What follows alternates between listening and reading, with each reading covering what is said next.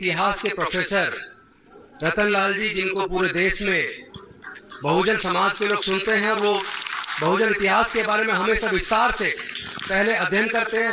सैकड़ों किताबें पढ़कर उन्होंने एक एक चीज का विश्लेषण किया है। मैं चाहूंगा कि 5 मिनट में प्रोफेसर रतनलाल जी आए और वो भी अपने सार्वजनिक विचारों से हमें उपरोक्त करें।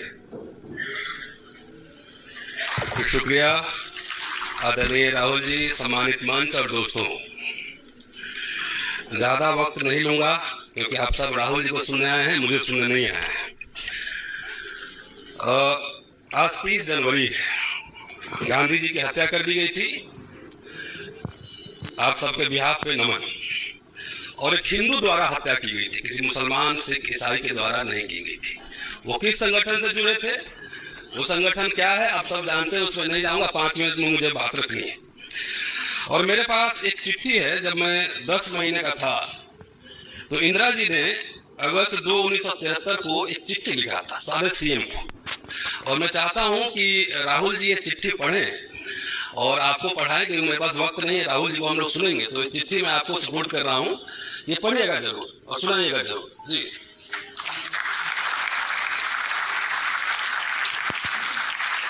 दोस्तों, वंचित समाज दिशा और दशा।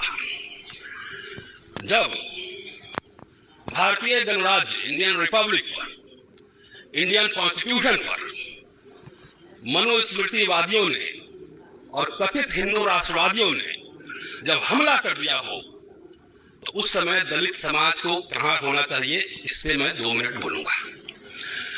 और हिंदू राष्ट्र और इंडियन रिपब्लिक में क्या फर्क है, ये भी आपको बताऊंगा।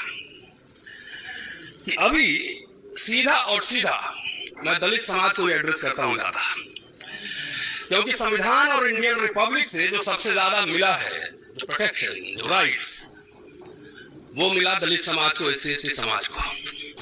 तो इसलिए संविधान और इंडियन रिपब्लिक पे कोई खतरा है तो सबसे पहले इस समाज को आगे आकर फ्रंट पर संविधान और इंडियन रिपब्लिक की रक्षा करनी चाहिए। और इस समय ऐसी स्थिति में जब आमना सामना हो, एक तरफ इंडिया अलायंस हो कांग्रेस राहुल जी के नेतृत्व में और एक तरफ आरएसएस बीजेपी का अलायंस हो, वैसे स्थिति में दलित समाज को इंडिया अलायंस की तरफ करा जाना चाहिए, सीधा और सीधा। और ऐसी स्थिति में अगर कोई आपको कहता है कि हम सीएम बनेंगे, पीएम बनेंगे, अकेले अपने दम पर बनेंगे, राज चलाएंगे, तो पता कर लेना कहीं आरएसएस और बीजेपी के पेरोल पर तो नहीं है, पता कर लेना। क्योंकि आरएसएस बीजेपी से तो हम लोग का सीधा मुकाबला है। राहुल जी आपको पॉलिटिकल पार्टी चलाते हैं, हम लोग इंडिविजुअल एक्टिविस्ट भी लड़ाई लड़ रहे हैं, और आज से नहीं 10 साल से लड़ रहे हैं। जॉन दयाल साहब बैठे हुए जानते हैं हम लोग की लड़ाई। तो इंडियन रिपब्लिक से ही दलित मिडिल क्लास बना। दलितों के पास कोई रजवाड़े नहीं थे, कोई जमींदारी नहीं थी, कोई बैंकर नहीं था, कोई अफसर नहीं था, कुछ नहीं था। भारतीय संविधान जब बना बाबा साहब जवाहरलाल नेहरू के नेतृत्व में, तो उसने affirmative action, social justice, reservation का प्रावधान किया, और उसी रिजर्वेशन से ये दलितों का एक मिडिल क्लास बना।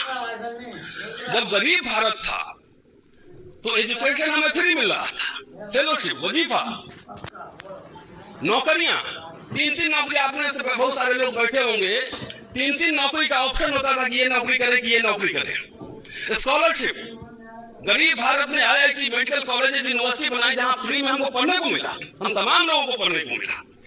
और मोदी जी कह रहे हैं कि 5 ट्रिलियन इकोनॉमी हो रहा है, वहां पे शिक्षा को बेचा जा रहा है। शिक्षा खत्म, दलित मिडिल क्लास खत्म। मैं विश्वविद्यालय में पढ़ाता हूं, मैं जानता हूं क्या चल रहा है यूनिवर्सिटी और इस देश में। तो इसलिए भाई, मैं तो अभी संविधान पे बहस चल रही थी Rahul ji, I was watching closely what is going on. Indira ji पे बहस हुई, इमरजेंसी पे बहस हुई।